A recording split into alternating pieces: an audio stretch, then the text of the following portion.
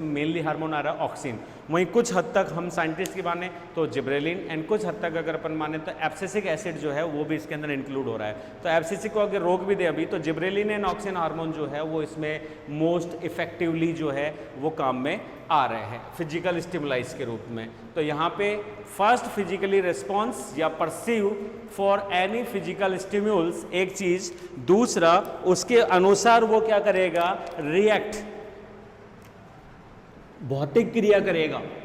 अब भौतिक क्रिया क्या करेगा, उस सेल्स के अंदर से या तो कोई उद्दीपन को क्रॉस करेगा या किसी मेटाबॉलिक रिएक्शंस को ऑन करेगा, जो भी चीज होगा रिएक्ट होगा। तो इस फिजिकल रिएक्शन के कारण स्टेप सेकंड आती है। स्टेप सेकंड के लिए हम कह सकते हैं ट्रांसफॉर्मेशन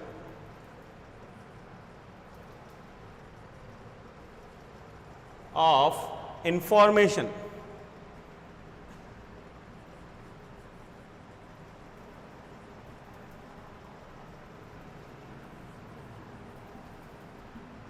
ट्रांसफॉर्मेशन ऑफ इंफॉर्मेशन। अब ट्रांसफॉर्मेशन की अगर अपन बात करें तो यहां पे ट्रांसफॉर्मेशन का मतलब हो रहा है रूपांतरण। जैसे इसको एक सिंपल वे में समझना, जो ही ये रिएक्ट करेगा, चेंज और क्या बोलते हैं, स्टिमुलेट इन मेटाबॉलिक रिएक्शन, विभिन्न प्रकार के मेटाबॉलिक रिएक्शंस। तो समझिए, हमने कहा कि इसमें जो चेंजेस है या कंट्रोल है वो कौन कर रहा है, ऑक्सिन हार्मोन। तो ऑक्सिन हार्मोन क्या हर वक्त सेल के अंदर थोड़ी होगा। अगर ऑक्सिन हार्मोन होता तो ये कंडीशन ही नहीं होती ना, और यहाँ तुरंत कुछ ना कुछ चेंजेस हो जाता। तो एक्चुअली में ऑक्सिन हार्मोन को ये बताना, तो बताने का मतलब है ऑक्सिन हार्मोन एक तरीके से प्रोटीन, और प्रोटीन का होगा संश्लेषण, एक्सप्रेशन। तो सारे एक्सप्रेशन के अंदर यहाँ पे जो ट्रांसफॉर्मेशन हो रहा है वो ट्रांसफॉर्मेशन हो रहा है एक तरीके से सिंथेसिस। इसको अगर सरल भाषा में समझना चाहें तो हम लिख सकते हैं सिंथेसिस ऑफ ऑक्सिन। बात खत्म। ठीक है, तो जो स्टिमुलस मिले, सिग्नल्स मिले, तो यहाँ पे संश्लेषण प्रारंभ हुआ किसका, ऑक्सिन का। ऑक्सिन के लिए हम जानते हैं कि ये जहाँ बनते हैं दूसरी जगह पे काम करते हैं। शूट अपेक्स में बनते हैं तो ये जा रहे हैं नीचे की तरफ तलाभिसारी क्रम में, रूट में बन रहे हैं, इफेक्ट कर रहे हैं शूट पे, तो ये बन रहे हैं एक तरीके से अग्राभिसारी। तो बाइपोलर इनका जो क्या बोलते हैं ट्रांसफॉर्मेशन है। तो स्टेप थर्ड, जब ऑक्सिन बन चुका है तब उसको स्टिमुलेट किया जाएगा और भेजा जाएगा कहाँ पे, जहाँ उसकी आवश्यकता है। तो दैट इज ट्रांसमिशन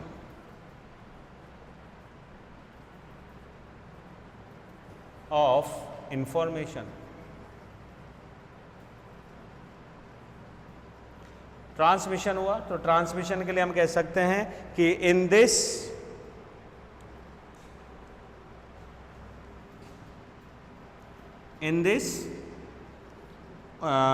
इंफॉर्मेशन के नाम पे क्या आ गया, auxin transmit to root apex, जो मूल शीर्ष है या जहां पे इसकी आवश्यकता है वहां पे इसको क्या किया जा रहा है, ट्रांसमिट किया जा रहा है। अब जब ये ट्रांसमिट हो चुका है तो देन स्टेप 4, और स्टेप 4 हमारी आ जाती है रिएक्शन। और एक्चुअली में रिएक्शन होता क्या है, रिएक्शन एक्चुअली में है डिफरेंस इन ग्रोथ। और ये जो डिफरेंस कॉज हो रहा है एक्चुअली में, तो ये डिफरेंस किस रूप में हो रहा है, टू टर्न या टू टर्निंग, जो भी हम नाम देना चाहें, वक्रण के रूप में ये हमको रिएक्शंस दिखाई दे रही हैं। और जो रूट है या जो स्टेम है या जो लीफ है जिस पे भी ये रिएक्शन हो रही है वो अपना रास्ता बदल लेगी, चेंज हो जाएगी। अब लेकिन वो चेंज किधर की तरफ होगी ये भी एक अलग कंसिडरेशन है। जैसे रूट्स का मैकेनिज्म अलग है, शूट का मैकेनिज्म अलग है। तो ये 4 स्टेप्स के अंदर यहाँ पे पूरा का पूरा मैकेनिज्म जो है उसको कंप्लीट किया जाता है। अब यहाँ पे अगर अपन जियोट्रोपिज्म की बात करें तो जियोट्रोपिज्म के मैकेनिज्म को समझने के लिए समय समय पर अनेक फिजियोलॉजिस्ट ने अपनी अपनी थ्योरम्स या अवधारणाएं प्रस्तुत की हैं। ठीक है,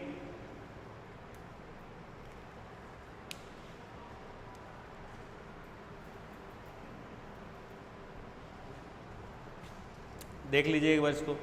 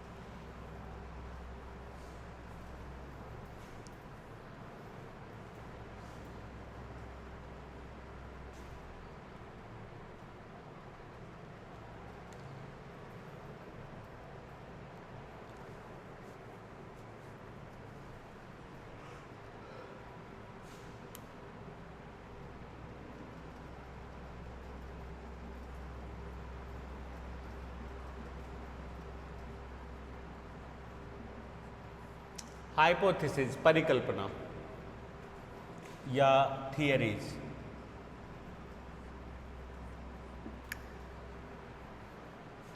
फर्स्ट अगर अपन यहां पे बात करें तो फर्स्ट हाइपोथेसिस हम यहां पे लिख सकते हैं कौन सी, स्टार्स स्ट्रेटोलिथ।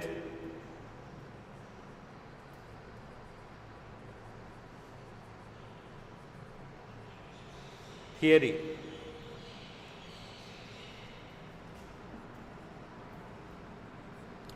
By Haberlandt. मैं आपको प्रारंभ में भी इसके बारे में हल्का सा समझा चुका हूं कि root cap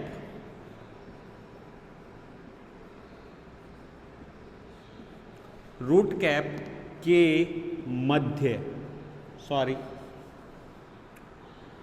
middle and lateral portion में special cells known as calyptra columella.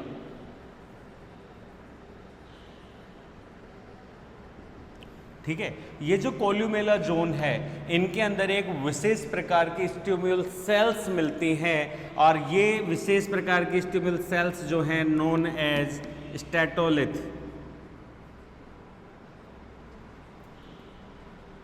इन्हें हम स्ट्रेटोलिथ भी कह देते हैं और अगर हम इन्हें स्ट्रेटो कण के नाम से जानें, ठीक है, तो स्ट्रेटोसिस्ट।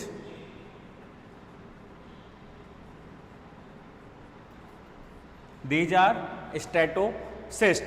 स्ट्रेटोसिस्ट को हम बोल सकते हैं, स्ट्रेटो का मतलब होता है संतुलन में। अगर अपन इसकी हिंदी बात करें तो हिंदी का मतलब होता है संतुलन।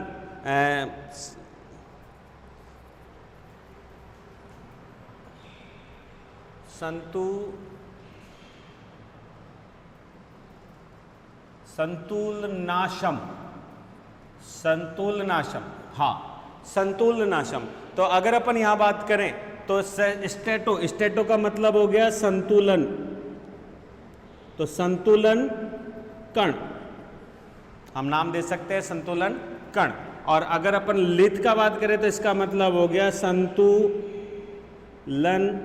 काय या संतुलन क्षम, that is सिस्टोलिथ।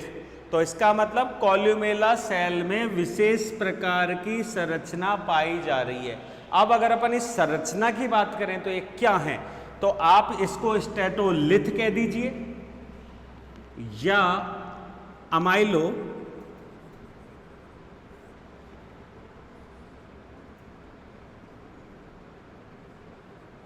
Pectin granules,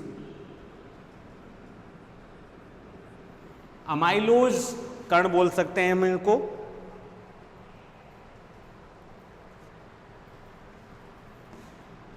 amylopectin, amyloplast, amyloplast granules. अगर अपन एक चीज का आप ध्यान दें तो स्टार्च, स्टार्च एक्चुअली में डेरिवेटिव्स किसके हैं, स्टार्च हो गया अमाइलोज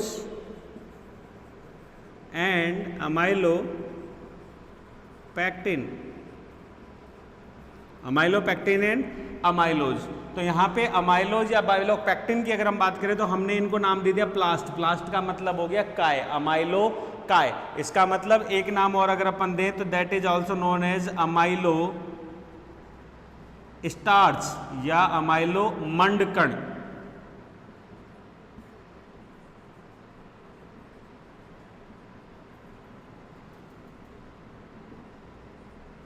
अमाइलो स्टार्च ग्रेन्यूल्स, ठीक है। और इन अमाइलो स्टार्च ग्रेन्यूल्स को हम बोलते हैं स्टेटोलिथ।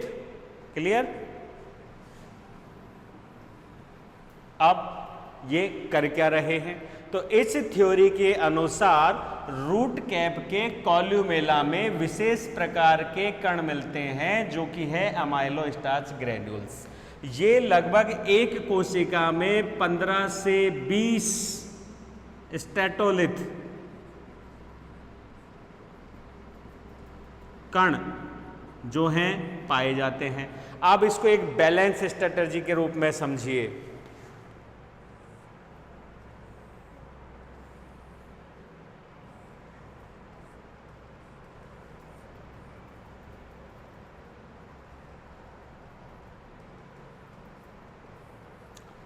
ये हो गई एक टिपिकल प्लांट सेल, क्योंकि नेबरिंग सेल से जुड़ी होती है।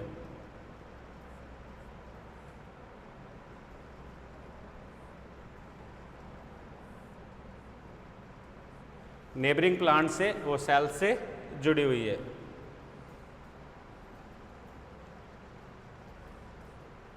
ठीक है, वहीं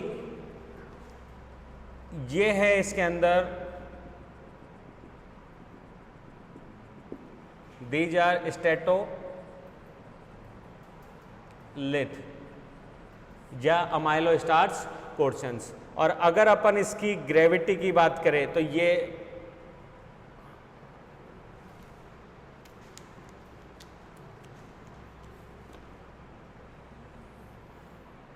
रहा, that is gravitational diagram, gravity. और इस ग्रेविटी के ये बिल्कुल पैरेलल है, बिल्कुल समान मध्य से गुजर रही है, ग्रेविटी का कोई प्रभाव इस पर नहीं पड़ रहा। जैसे आप अपना बैलेंस की बात करें तो आप बिल्कुल स्ट्रेट खड़े हैं तो ग्रेविटी का आपके ऊपर प्रभाव 0 आ रहा है।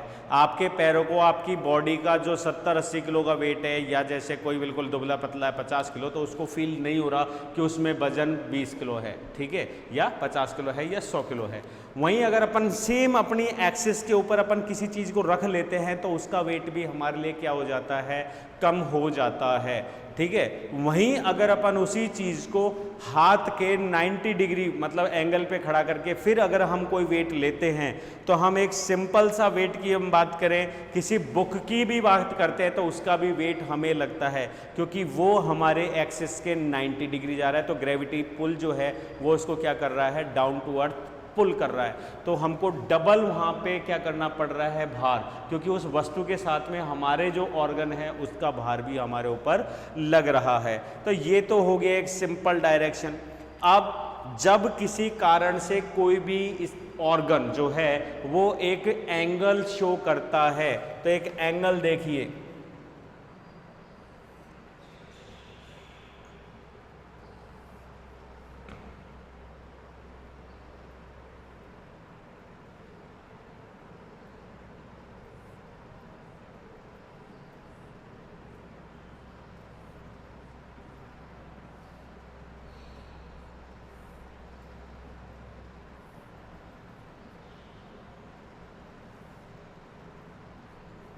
ये अपने एंगल से क्या हो रही है, भटक गई, भटकते हुए लग नहीं रही।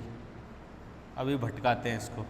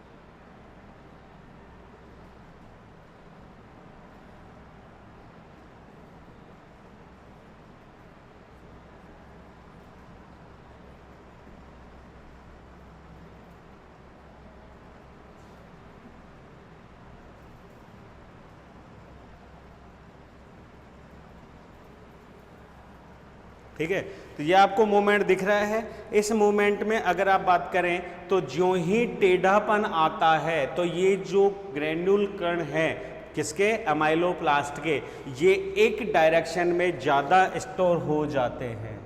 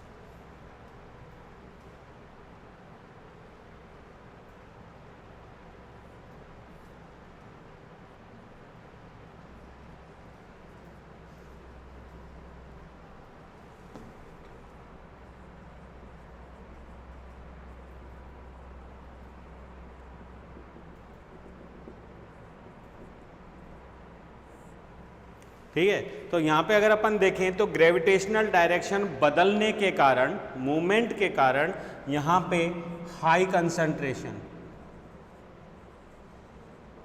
ऑफ स्टेटोलिथ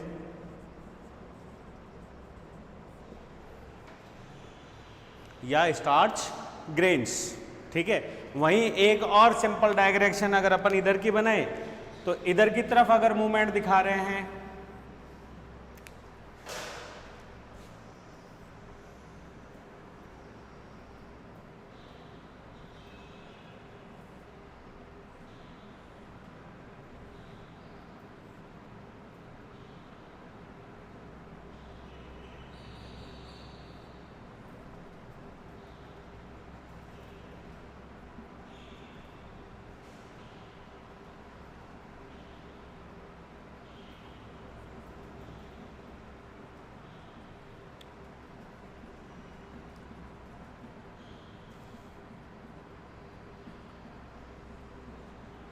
तो हमको डायग्रामेटिकली दिख रहा होगा सिंपल वे में कि जब ये एक तरफ रोटेटरी, तो ऐसे में ये बैलेंस वाली बात हुई कि अगर हम जैसे किसी तुला के ऊपर एक तरफ भी अगर वेट बढ़ाते हैं तो वो उसकी जो बीच की रॉड है वो डिसबैलेंस होगी और वो एक तरफ झुकेगी।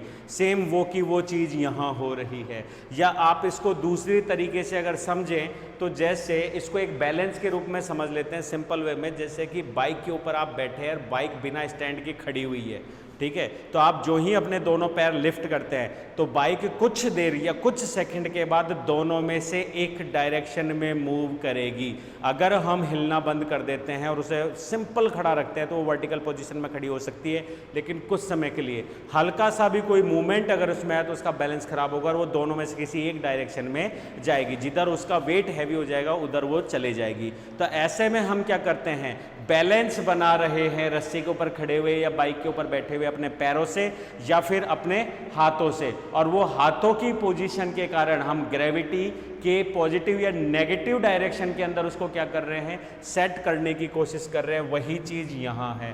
तो यहाँ क्या हो रहा है, सेम इसी पोजीशन में जब कोई सेल, ठीक है, एक एंगल चेंज कर लेती है, जैसे समझिए कल वाले ही डायग्राम के अनुसार that is shoot apex and that is root, that is shoot, ठीक है, और ये यहां पे बना देता हूं मैं दैट इज रूट, ठीक है। दो चीजें बन गई। तो यहां पे ये इस वक्त किस पोजीशन में है, ये है ग्रेविटी की डायरेक्शन में। लेकिन जो ही हम इसको चेंज करें और हम इसको बना दें ये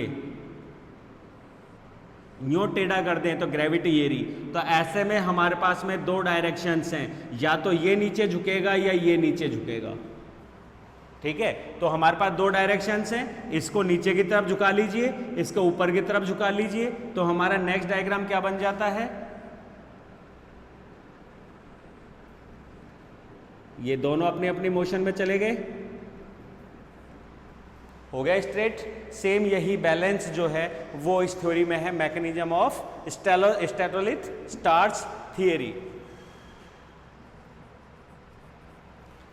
तो बेसिक फंडा इसका इतना ही है कि जो रूट्स हैं उसकी कैप की कॉल्यूमेला सेल में विशिष्ट प्रकार के कोशिकांग पाए जा रहे हैं, नोट एज स्टेटोलिथ, और ये स्टेटोलिथ एक तरीके से माइलो स्टार्च ग्रैन्यूल्स होते हैं जिनकी मात्रा या कंसंट्रेशन बाहुल्य होती है इस प्रकार की कोशिकाओं में, और ये स्टेटोलिथ कुछ विशेष रिएक्शंस करते हैं। कैसे, और वो ये है कि जब कोशिका स्ट्रेट रहती है तो ग्रोथ भी स्टेम की और रूट की अपोजिट एंड नेगेटिव डायरेक्शन के अंदर कंटिन्यूटी में होती रहती है, कोई दिक्कत नहीं। लेकिन जो ही किसी कारण से सेल का क्या होता है, एक तरफ झुकाव बढ़ता है तो दूसरी तरफ उसमें जो स्टार्च मॉलिक्यूल्स हैं वो अपनी पोजीशन को छोड़कर कहाँ आ जाते हैं, लोअर साइड पे नीचे की तरफ इकट्ठे हो जाते हैं, और उनके एक साथ इकट्ठे होने की वजह से कुछ साइंटिस्ट का अलग मानना है, लेकिन यहाँ पे सिंपल मानना यह है कि ये स्टार्च कण जो है ये स्टिमुलेट कर देते हैं ऑक्सिन हार्मोन के संश्लेषण को, क्योंकि हमने शुरू में क्या लिखा था, प्रेस्क्राइब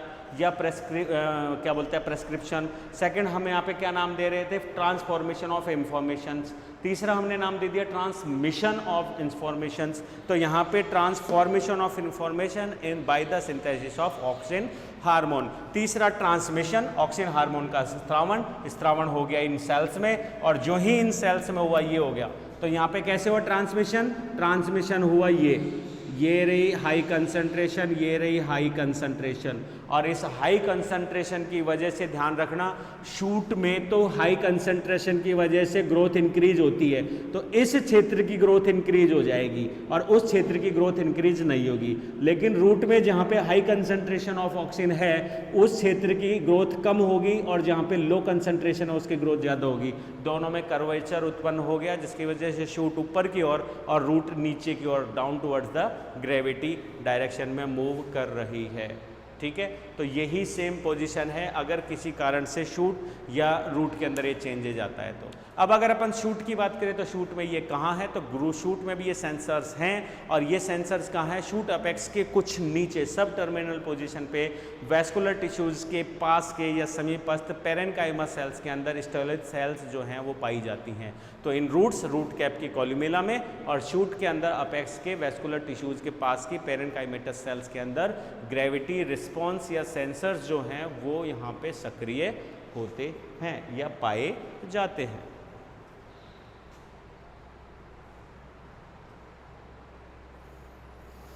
इस मत के काफ़ी ज़्यादा समर्थन मिला, लेकिन इसमें अगर अपन एक छोटा सा चेंजेस देखें तो हम ये कह सकते हैं कि वो कोशिकाएं जिनमें ये स्टार्च ग्रेन्यूल्स घुलनशील होते हैं या अपघटित हो जाते हैं, तो ऐसे में ये ग्रेविटी का रिस्पांस बंद कर देते हैं या इनमें ग्रेविटी का रिस्पांस नहीं हो पाता। क्लियर है एक पॉइंट। दूसरा, अगर हम बात करें तो सेम टू सेम पोजीशन जो है वो एल्गीज के राइजोइड्स के अंदर भी देखने को मिलती है कि राइजोइडियल सेल्स जो हैं उनके अंदर इस प्रकार के स्ट्रक्चरली चेंजेस के कारण जो गोल्जी एपरेटस सिस्टम्स हैं वो ब्लॉक हो जाते हैं और उनके ब्लॉक होने से वो यहाँ पे स्टिम्युलेट करते हैं हार्मोन्स को, जो कि एक तरीके से रिस्पॉन्स या कर्व को क्या करता है यहाँ पे डेवलप कर रहा है। एक यहाँ पे अपवाद के स्वरूप हम बात करें तो जैसे कि फंगस भी, जैसे सैप्रोफाइट की हम बात करें तो सैप्रोफाइट फंगस जो है वो कहाँ डेवलप हो रही है, मृदा में या गाद में, ठीक है। तो वो भी ग्रेविटी को सेंस करती है, लेकिन उसमें अमाइलो स्टार्च समान कोई संरचना या स्टेटोलिथ समान संरचना नहीं पाई जाती। तो ये एक अपवाद स्वरूप है कि जब उसमें ये है ही नहीं तो ये थ्योरम भी वहाँ पे लागू नहीं होती है।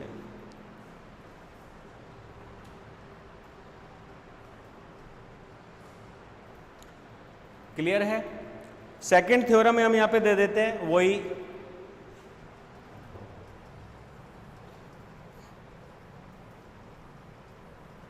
कोलॉडनी-वेंट थ्योरी।